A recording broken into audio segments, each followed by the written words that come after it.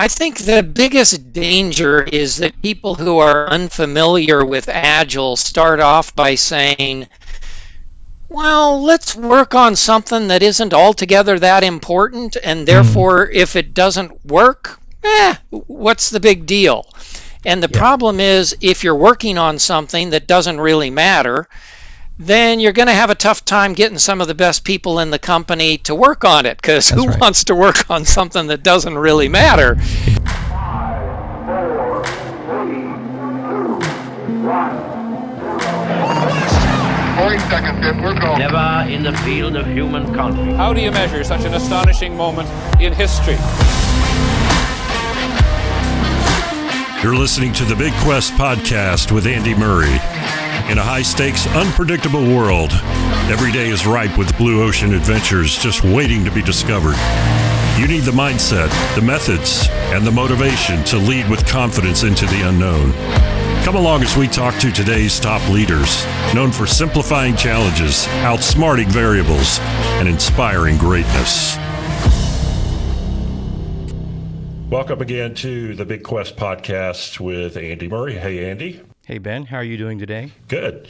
Today, we're interviewing Darrell Rigby, author of Doing Agile Right. And we are excited to have Darrell because his book, Doing Agile Right, is one of the best books for explaining one of the biggest concepts that's Agile in leading a bigQUEST.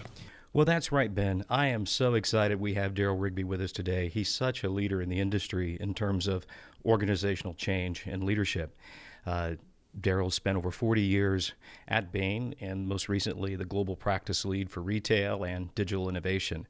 I just find his thinking and his understanding of not only the methodology of Agile, what works, what doesn't work, but also a keen understanding of how do you look at the mindset that's required in an organization and how do you harmonize in a very pragmatic way, which is sometimes unusual for people to talk those points of view in addition to method when you're in a consulting type practice area. So Darrell's rich energy and excitement and wisdom is something that I take away with every time we talk. And so I hope our listeners do too. Let's go listen in. Hi, Darrell. Thanks for joining me today. It's so great to see you as ever. Oh, Andy, it's a pleasure. Thank you for having me.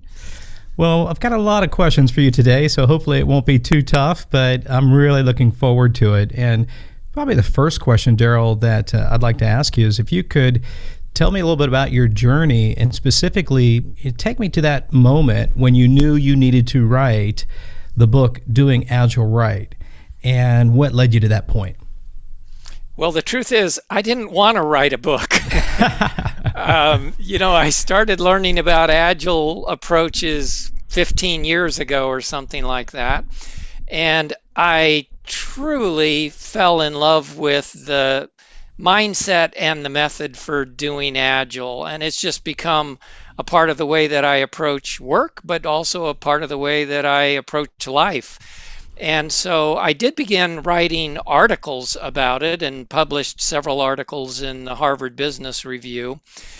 But I don't know, I just wasn't sure I had it in me to be spending 2 years writing a book. And then I found myself in a situation where the articles couldn't be long enough to say everything that I had on my mind and what I was discovering and working with companies to do this.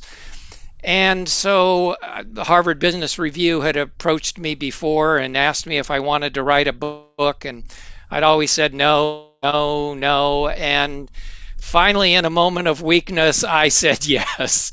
And then brought in my co-authors, and it turned out to be a very difficult but a great experience, and I'm grateful that I had the chance to do it.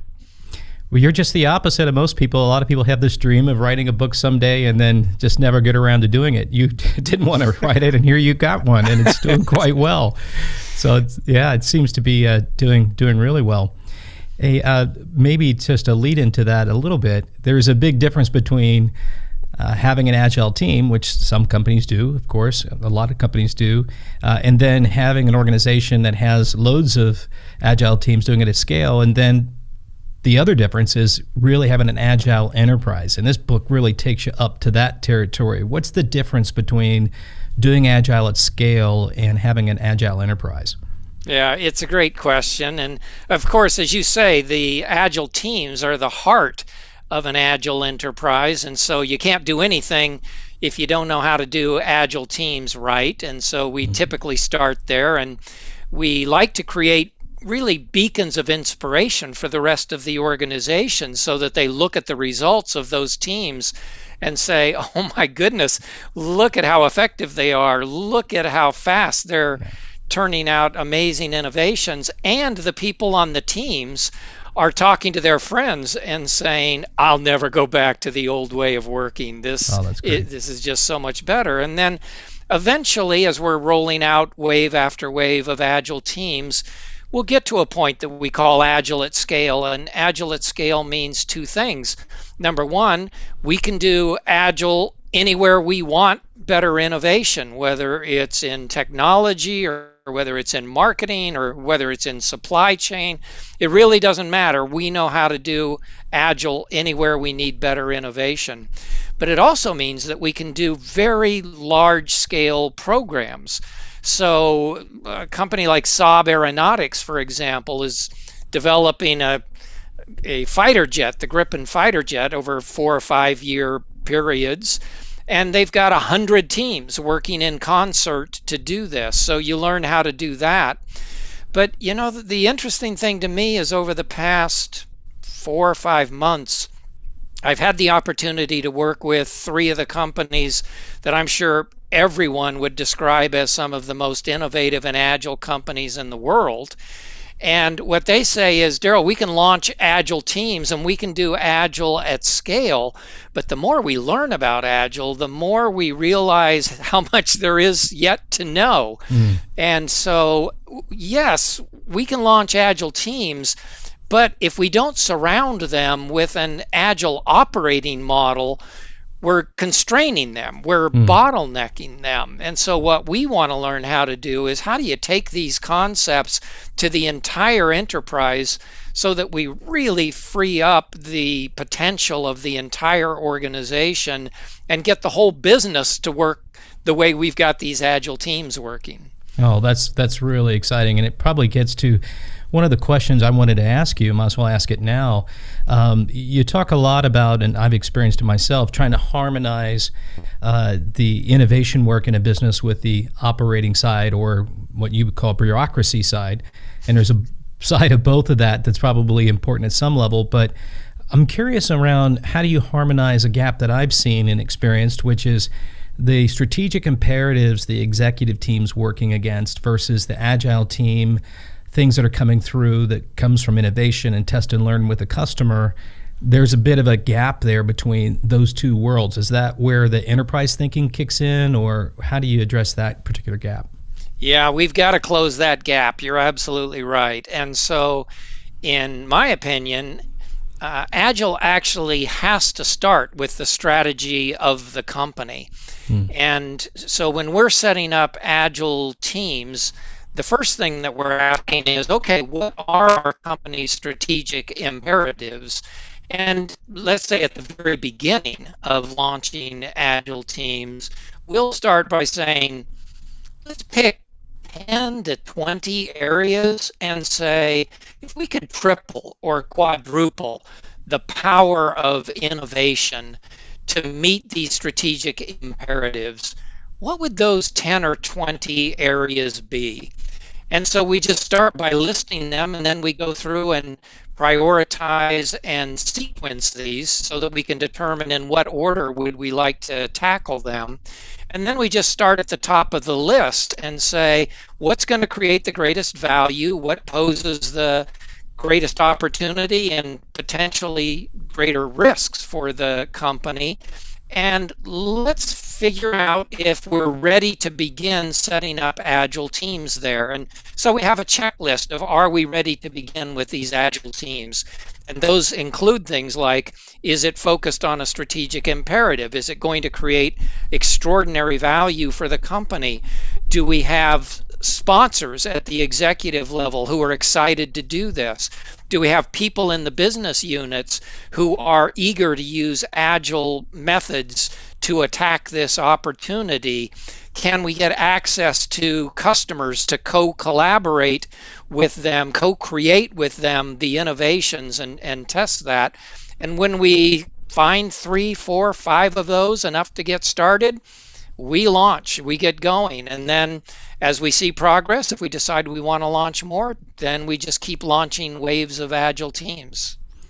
Well, that list that you just rattled off is in your book, because I just read it not that long ago, and I was looking for what are the essential elements you need to launch an agile team. Now, that kind of is more from a strategic mandate down of what you just described, but you do a nice job of outlining those points. Are there any other essential elements, if you were to boil agile down, even if you don't have an Agile Enterprise, that you would really want to have identified or think about? Because agile can go a lot of different ways. There's lots of different models, but there are some essentials. And I think you did a good job in that chapter, but was there anything else you would add to that? If you were just an agile team, you want to stand up an agile team, but you don't have an Agile Enterprise. Yeah, I think the biggest danger is that people who are unfamiliar with Agile start off by saying, well, let's work on something that isn't altogether that important, and therefore, if it doesn't work, what's the big deal? And the problem is, if you're working on something that doesn't really matter, then you're going to have a tough time getting some of the best people in the company to work on it, because who wants to work on something that doesn't really matter? Exactly. And so it turns into a lousy cascade of, we're working on something that isn't altogether that important. We've got people who've got nothing better to do than work on this, and we're not really going to spend the time training them or working with them to clear up the roadblocks.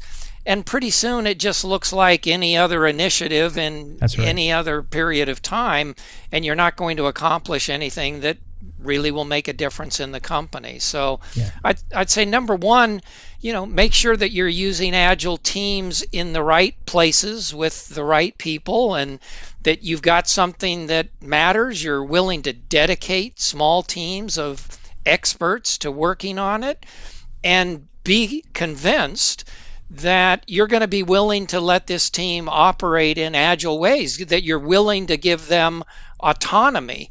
So, it's easy to say, well, let's put Darrell on this team. He's got nothing else better to do anyway. And so we'll say, okay, but just realize, if you put Darrell on this team, let me remind you what you're signing up to do, because you're going to give him autonomy to make some decisions, to test things, and then they'll say, ooh, wait a second, I'm not sure I'm willing to let Darrell do all of that. So yeah, exactly. It does answer a question, though, that I've experienced, which is when you're a senior team, you got to do some big things, and one of the worst things I think you can do is assign it as a Skunk Works project to a really good line operator, because they're used to getting results, and not really give them a methodology. And those, when they start to unveil it, and it's got holes in it, didn't have any multidisciplinary thinking, the operations head said this isn't going to work, and it's really a bit of not invented here, a little bit of jealousy on they got to do all the cool stuff while you're doing the grind. And this answers a lot of that, I think, because of the way it's structured. It gets more people engaged, more people co-creating with a method to do that. I've not seen a Skunk Works method, if there is such a thing, but so many companies do that. They kind of pull it out of everything and try to make progress, and it almost inevitably falls short. But yes. Hey, a question. I don't want people to miss a word that you said that's so important, because I think when they think of Agile today, of course, it's lots of still definitions. It's still early days, I think. But you said method and mindset. And if you're not really exposed to what Agile is, it's easy to think of it as a method. And there's so much about its mindset, and I'd probably add a third thing, motivation, which gets into the elements of how do you inspire and all the things you do to keep the energy high and momentum going.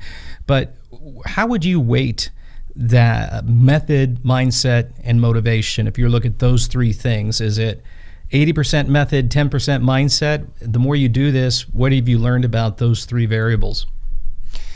It's a tough question to answer. It's a little like asking, which do you need more, your brain or your heart? You say, well, you die without both of them. So I think they're all important. I guess if I had to prioritize things, I would say that the mindset or the values and the principles that you're going to use, which I think I include the motivation part in there, but mindset and motivation I think are critical. The method is important, because we talk to a lot of people about how to do Agile, and they say, I got it, I've got the mindset, but somebody's going to have to tell me what I need to do. And it's a little like any kind of a physical fitness training program or diet. It's one thing to have the best intentions in the world. It's another thing to actually drag yourself off of the couch, lace them up, and hit the road. So exactly. You really got to do both of them or all three of them, I think, in order to make it work. But it starts with a legitimate desire to do something better.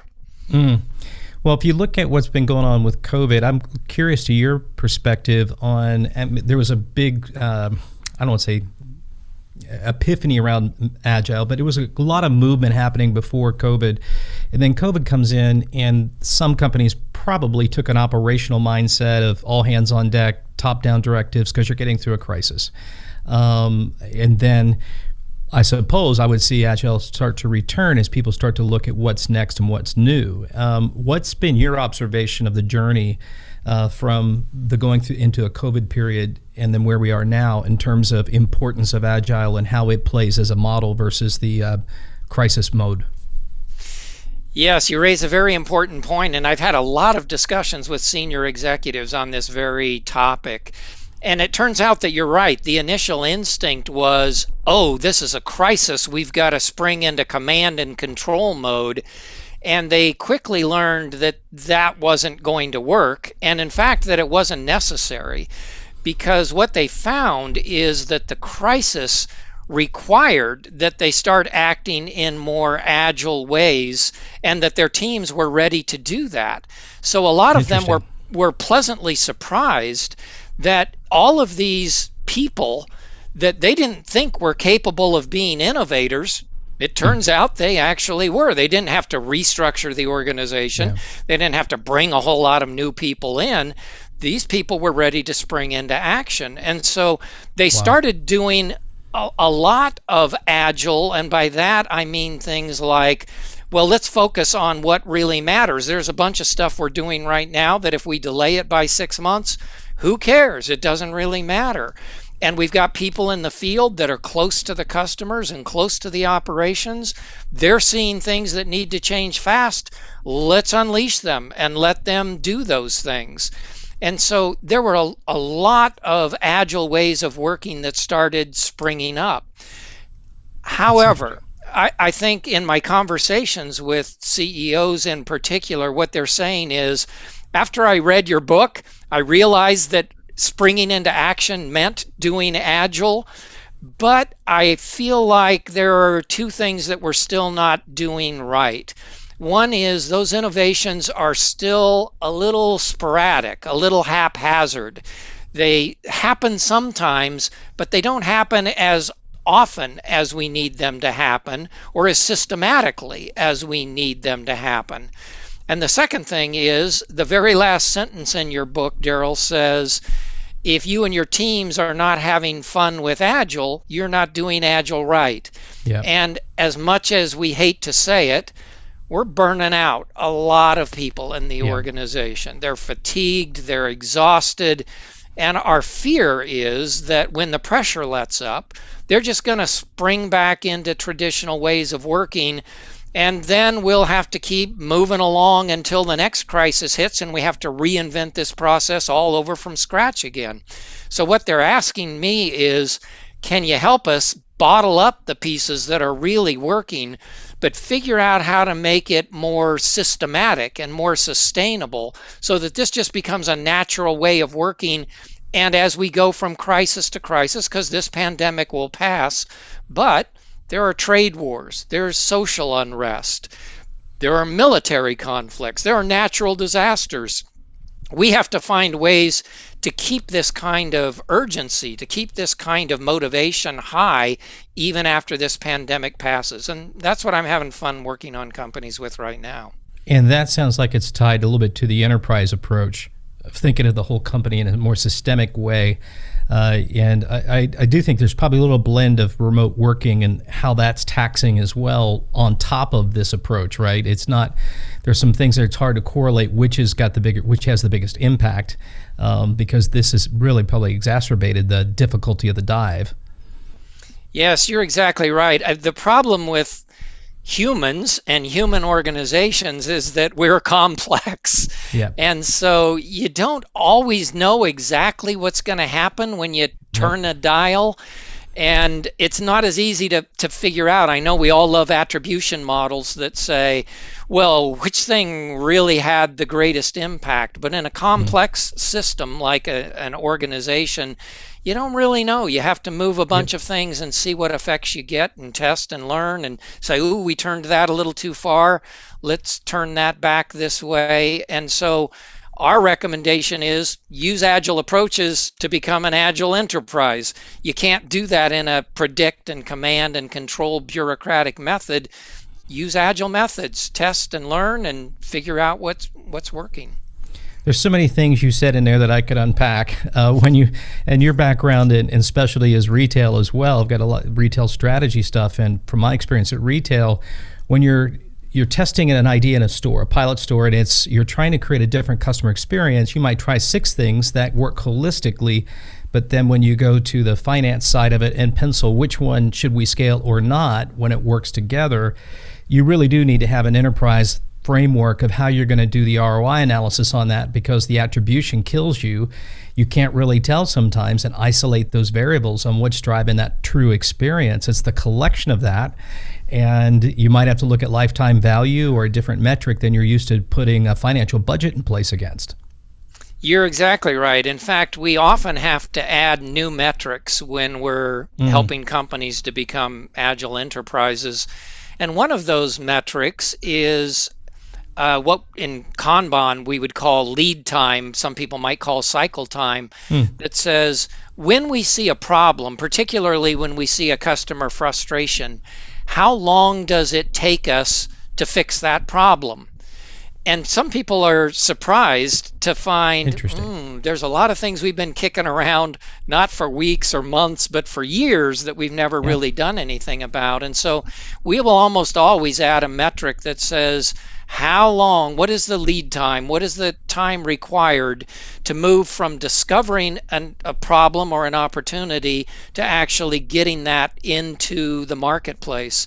And another metric that we'll use is what we call flow. And flow just means of that time, if it's, let's say it takes a year, how much of that time is spent working and how much of that time is spent waiting? Right. And one of the things that we find is that way too many teams are working, it looks like slowly, like they're not working hard enough, when in fact they're working very hard. They're just spending a lot of time waiting on other parts of the organization or regulatory agencies or whatever it might be.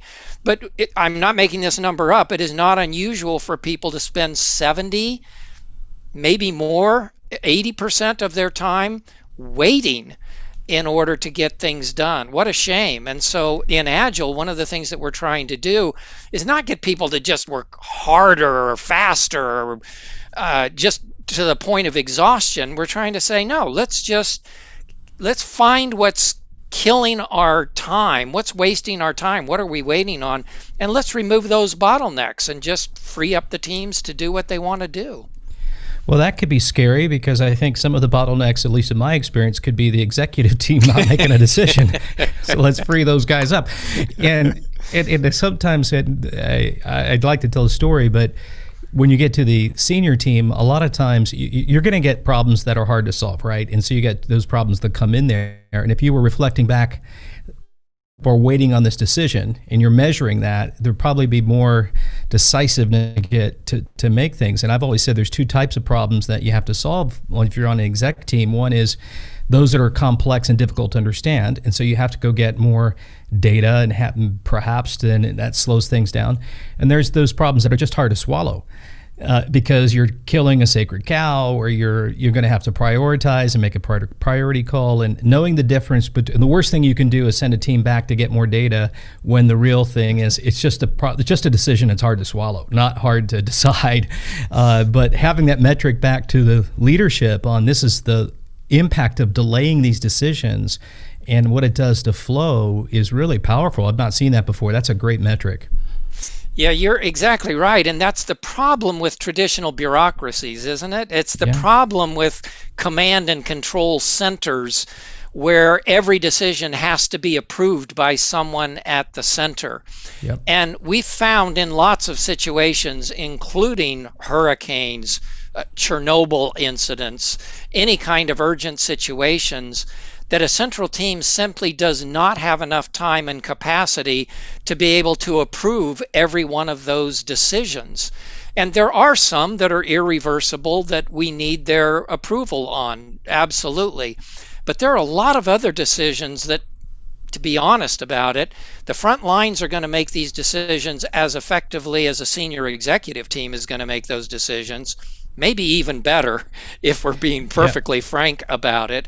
And furthermore, if we give them the opportunity to test those solutions by building prototypes and getting them in front of customers, getting them in front of audiences, and getting regular feedback, let's say every week, every 2 weeks, maybe every day, how far wrong could they go? You know, they're not going to mess things up if you're getting that kind of fast feedback. No. So you learn to build trustworthy employees. You're not just blindly trusting them.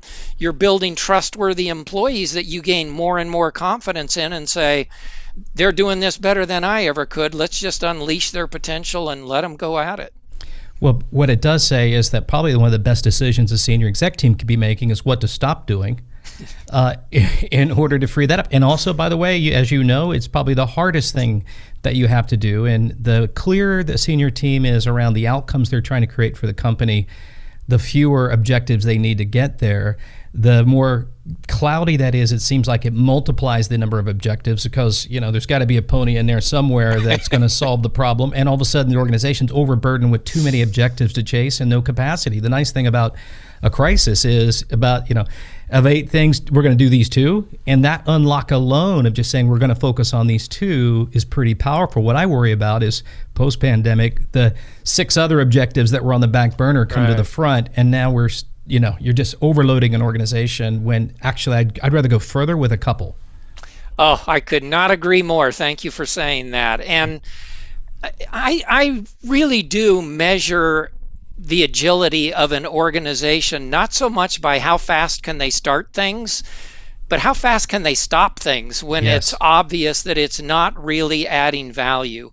And the problem with a lot of strategic planning processes is that what happens is a team comes in and they make a proposal for a new initiative, and the senior management team says, oh, I don't know, and they request more data and more data and more data. And so people spend, again, I'm not making this up, a year building a plan for what the company should be funding.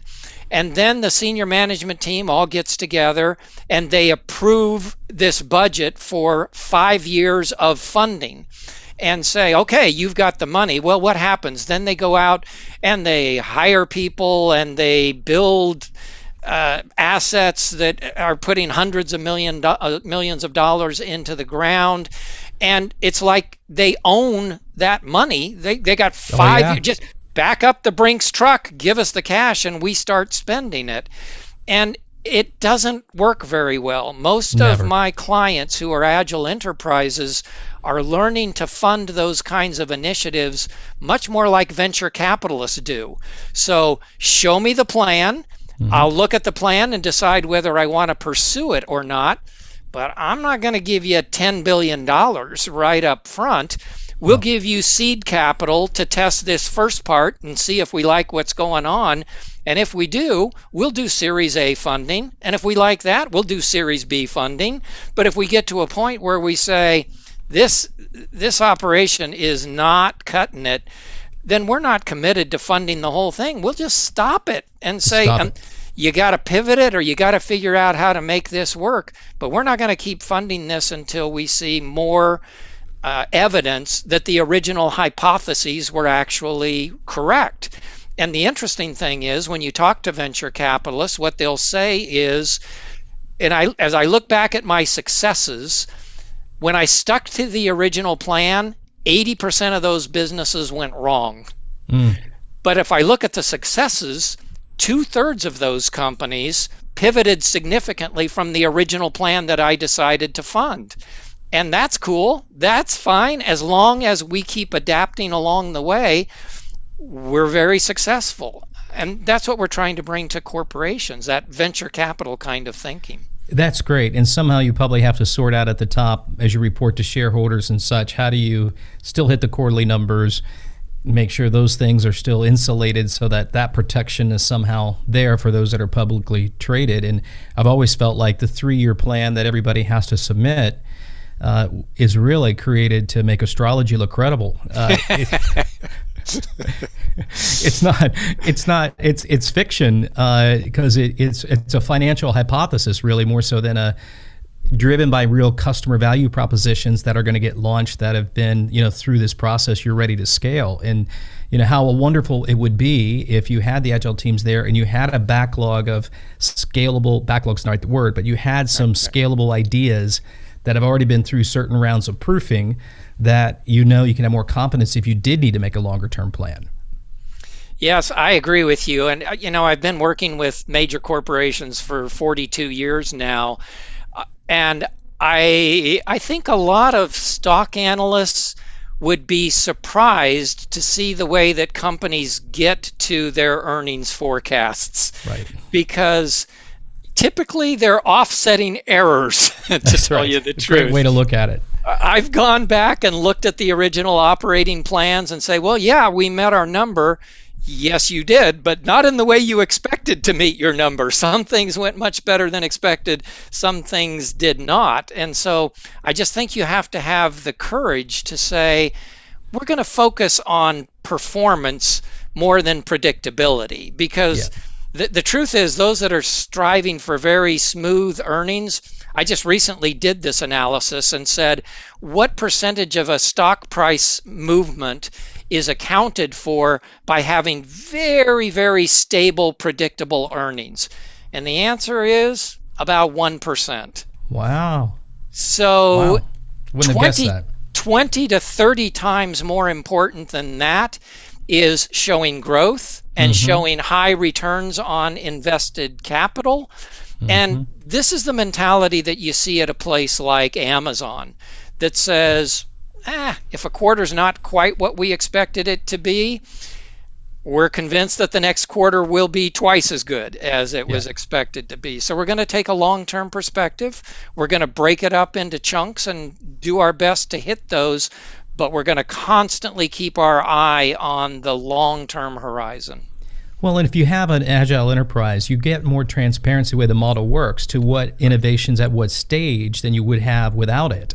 So the ability to actually predict into the future gets stronger, in my opinion, than having no visibility to what's happening in the real front edge customer landscape, because that you don't have the teams generating those insights and working directly with customers. Oh, I love that comment, because I think it dispels one of the greatest myths about Agile. I think a lot of people feel like Agile does not believe in planning. And nothing could be further from the truth. Agile always has a plan. It's just an adaptive plan. It's a plan that says, we've got a roadmap of what we want to accomplish, but if we find ourselves getting off track, we're going to come back and adjust it. So the truth is, Agile teams are much better predictors of the future than traditional teams, because they have so much practice at every 2 weeks they're estimating their velocity and what they can accomplish in a period of time, and they just get better and better at doing that. So thank you. I love you dispelling this notion of Agile doesn't know how to plan, or they don't even believe in planning. No, it's just the opposite. It gives you more data to do better planning, as you just said. A hidden concept in my mind in your book that I think is important that you just briefly touch on is the concept of sequencing. And I've seen this happen at Walmart, and when Greg Ferram was there, and how to drive change. And I think you guys might have worked in some of those spaces, but there's real power in, if you look at what needs to get done, of sequencing things that you're always playing with the house's money. You're doing things in an order that allows you to create energy and resource to the next thing, versus going forward to the board and say, we need 250 million or 10 billion or whatever it is to launch all these big strategic objectives. It's the VC model, but how do you what do you think about when you talk about this word sequencing? Because you didn't go in it too much in the book, but I found it's a powerful concept of being able to self-fund innovation. Yes, I love that question, because a lot of companies will talk about, oh, we prioritize. Yeah, we do prioritization all the time. And I'll say, well, show me your priorities.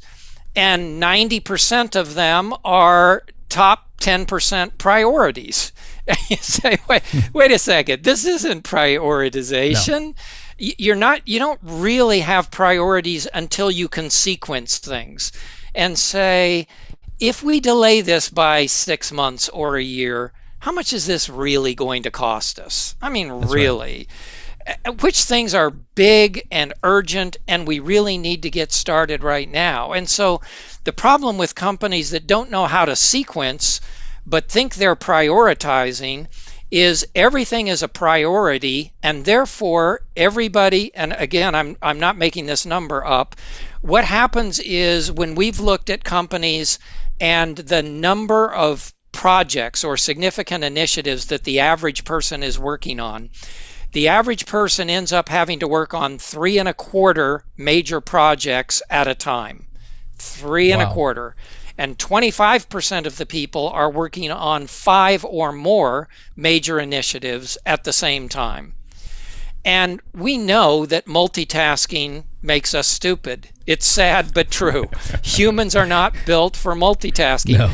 If we're working on 3 things at the same time, we lose 40% of our productivity. Wow. And our creative capacity drops significantly. And so what we say is, look, if you give me 3 tasks to do, if you'll just let me finish the first task and then go to the second task and then go to the third task, I will triple the value that you get from our team, because we'll finish the most valuable things first. We may not even end up having to do some of the other things. We'll increase our productive capacity by 40%. Please don't force us to multitask. Let us sequence things, fully dedicate our attention, our time on things. We'll be committed like you can't believe to getting that work to work the way it should. You'll love the results. Try it. You'll like it. Well, a good example that I would look at perhaps is if you're trying to improve a call center. And you're maybe not getting satisfied customers, so you jump to the idea of let's make a better script for the call center, which is be a common first place to go. But if you did a little bit of sequencing work and you found that, say, 80% of the call, I'm making this up, but 80% of the calls are, do you have this in stock? And that is creating such a bottleneck of overload. Writing new scripts aren't going to really fix that.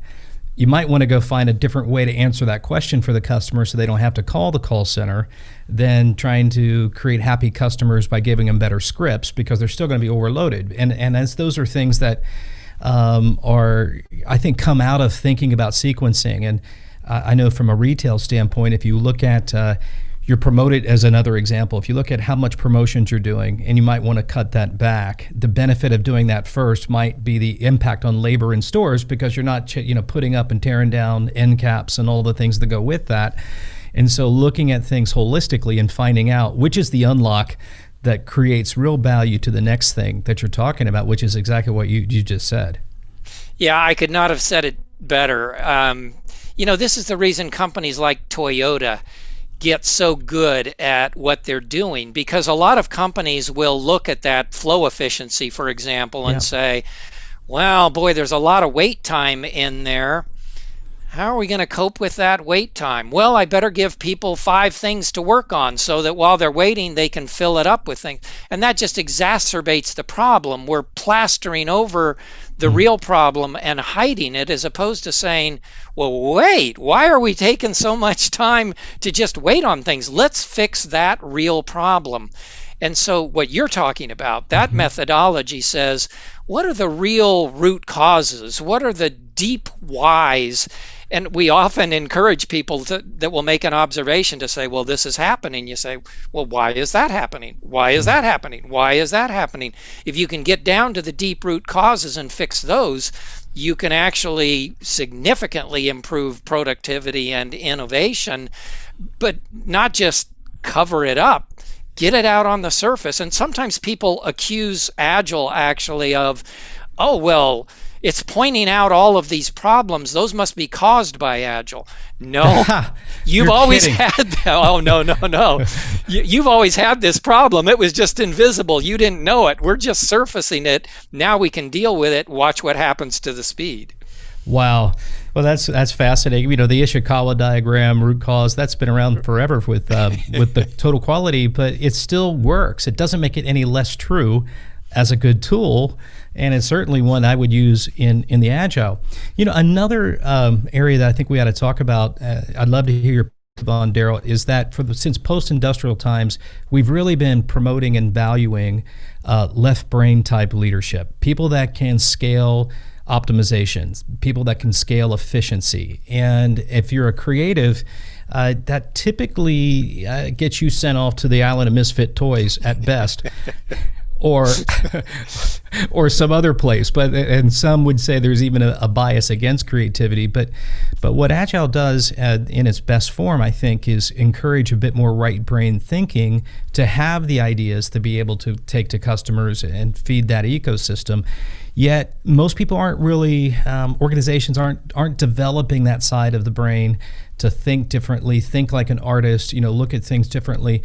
Where do you think the organizations are today in being able to get value and bring back a bit more right brain thinking and value right brain leaders?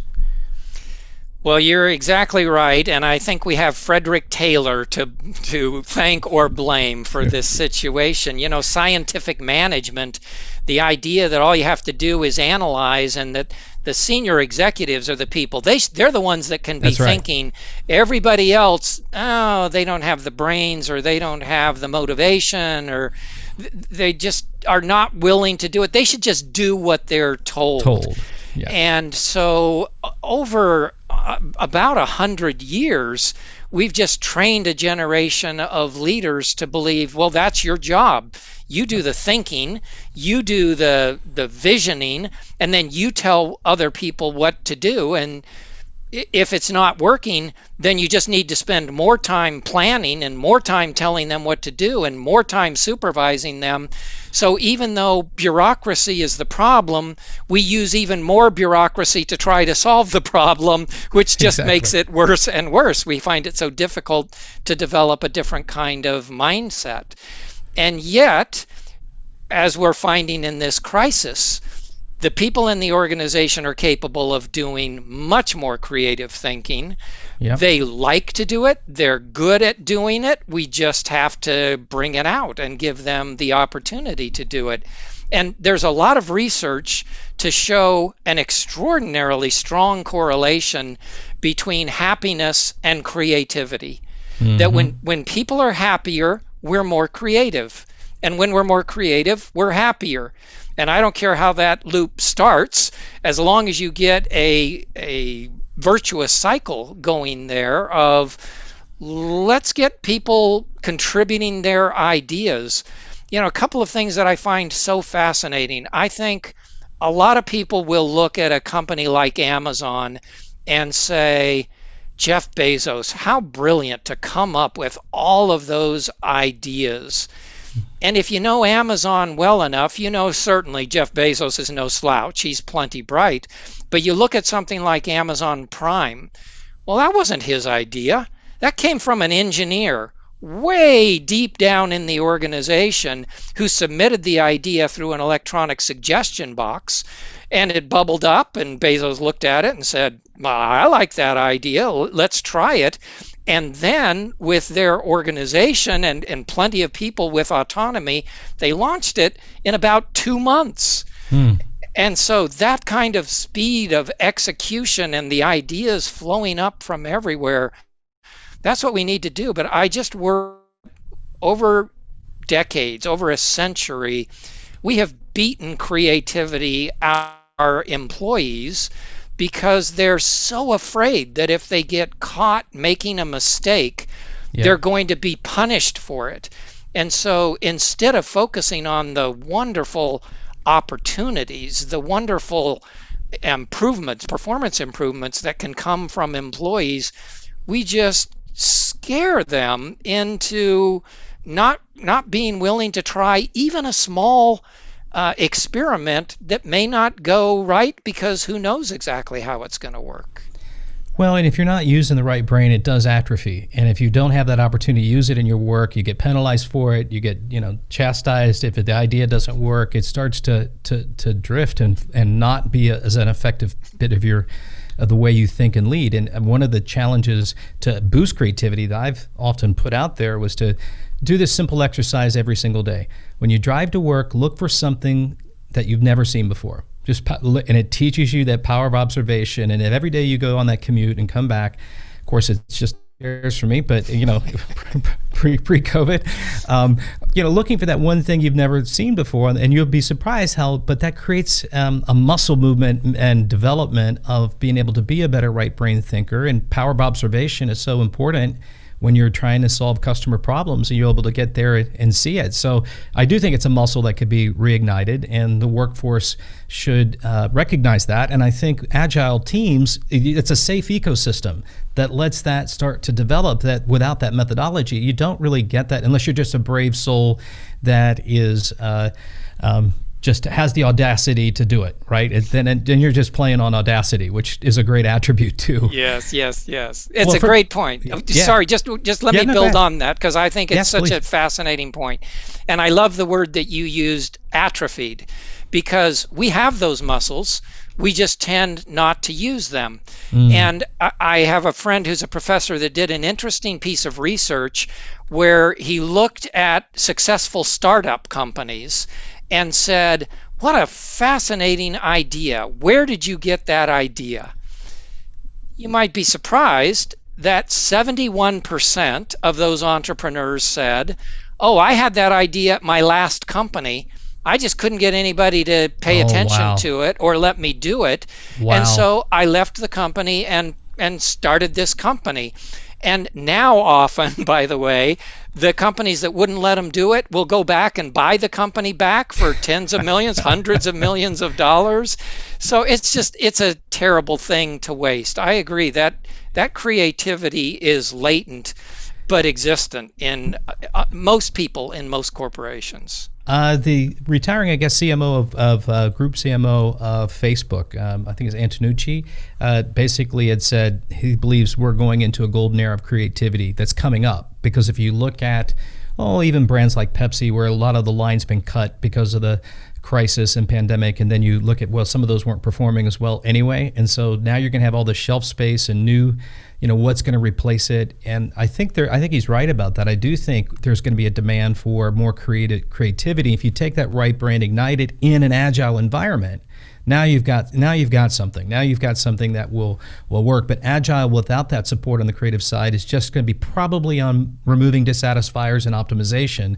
It'll be harder to get to the new value propositions without having some sense of creativity to go with that. A quote from your book, it says, all of the things that can boost emotions, motivation, and perceptions during a workday, the single most important is making progress in meaningful work. What did you mean by that? That was a great quote. What I meant is that a lot of times people that are working on innovations may not see any results from that work for 2 years or 3 years when it finally gets introduced into the market. But when you're working in agile ways, you're reviewing your prototypes with customers every 2 weeks or every week. And you're getting feedback. If we can just convince people that the prototype doesn't have to be perfect, just get something that's working in front of the customer, because the customer feedback, the earlier the prototype is actually better. They're more open to playing with things and saying, oh, I might do this. What if we did that? And so their feedback is better. Plus, you're more receptive to that feedback because you haven't invested 2 years in it, and you don't have to rationalize why the customers are saying what they're saying. You're listening with a third ear to say, I get it. This is not quite right. And you're early enough in the process that you're willing to change it.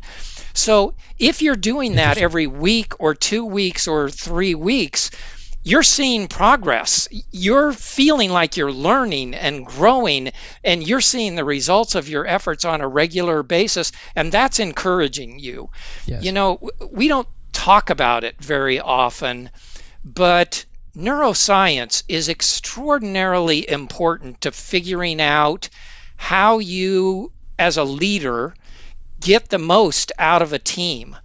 Because when we set a goal and we achieve it, our brains release dopamine. Yeah. And when we're working very hard on something that we think is impactful, that gives us a greater purpose, our brains release serotonin. And when we're working hard, and we're at risk of being fatigued, but we feel like we're accomplishing something good, our bodies release endorphins, and it overcomes exhaustion, and it makes us feel good. And all of these things are things that good agile leaders by nature do, and good agile behaviors become addictive in the same way that a runner's high becomes addictive. And you say, if I stopped doing this, I wouldn't have all of these good feelings. I'm not just being mismanaged.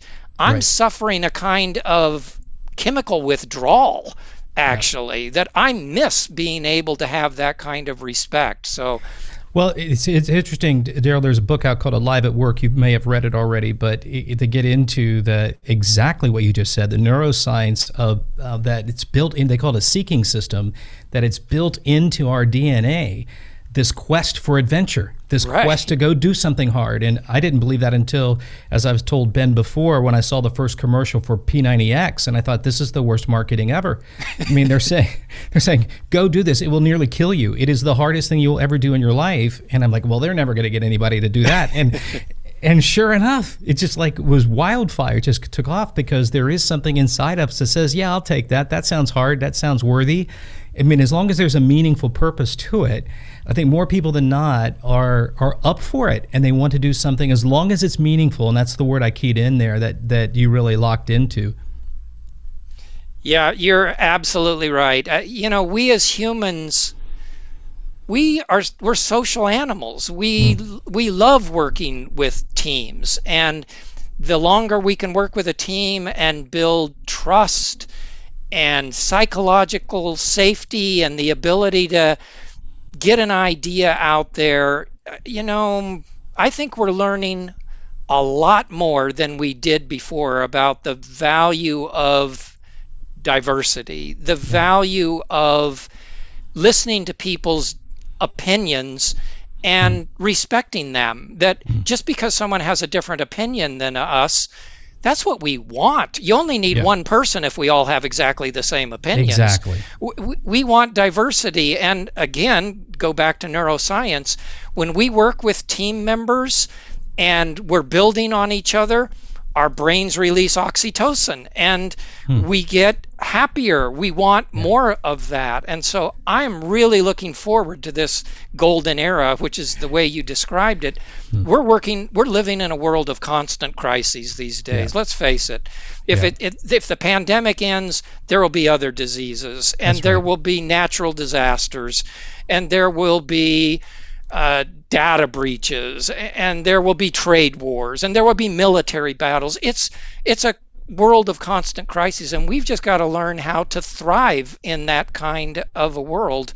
I think Agile is a great way to do that. That's fantastic. What a way to close. I'll ask you just one more question. When you look out into the world, and as you've just so eloquently described the challenges that we're up against, what gives you hope when you look out? Let's just short term it to the next 2 years, and you look out at the business landscape and the human landscape. What are some of the things that give you hope?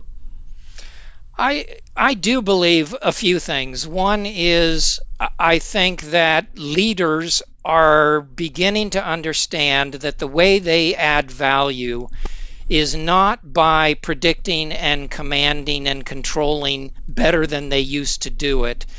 It's learning how to learning how to empower, learning how to adapt. I can certainly tell you that in my own experience, the most gratifying experiences that I've had at work come from building the next generation of leaders who will be better leaders than I am. And when I have somebody come to me, maybe they've left the company or they come back and say, the best experiences I ever had at work were working with you, Darrell. There's nothing that comes close to that kind 100%. of a feeling. And so I believe in that. I do believe that we will grow to understand and appreciate the value of every person in the organization, the value of human dignity, the value of diversity, of inclusion. I think it's been wasted for far too long, but I believe that the next generation of leaders coming through the organization today, they're going to grow up with a different mindset. They're not going to have Frederick Taylor's mental models constraining them. They're going to expect to be able to make stronger contributions earlier, and that gives me great hope. Fantastic. Well, Darrell, this has been inspiring, informative, educational. I've just thoroughly enjoyed the conversation, and I'm sure our listeners will too. We'll put some show note in the show notes and access to your book. Ben and I will do a bit of a recap there. But I just want to say thank you for spending the time. You've been a huge influence on my thinking, and also a lot of your thoughts has been shared with the Walton College Business and the Center for the Customer-Centric Leadership Initiative. So lots of gratitude for how you lead and how you think, and you've really made Agile much more accessible for so many. Thank you. Thank you, and I'm the one that's grateful. I appreciate the chance to chat with you. Thanks for listening to the bigQUEST podcast with Andy Murray. Make sure to head over to bigQUEST.com to download our free checklist to launch your own bigQUEST. On the website, you'll find resources and ideas around the method, mindset, and motivation concepts behind the bigQUEST framework. If you like this episode, make sure to subscribe and leave a comment. We'd love to hear what resonated with you today. And if you want to share this podcast, we're available on Apple Podcasts, Stitcher Radio, Spotify, Google Play, and anywhere you listen to audio. Our goal with this podcast is to help passionate leaders think differently and make meaningful change. Be sure to subscribe so you'll be notified when the next episode goes live. Until next time, I'm Ben Ortliff here with Andy Murray, reminding you to think big and quest on.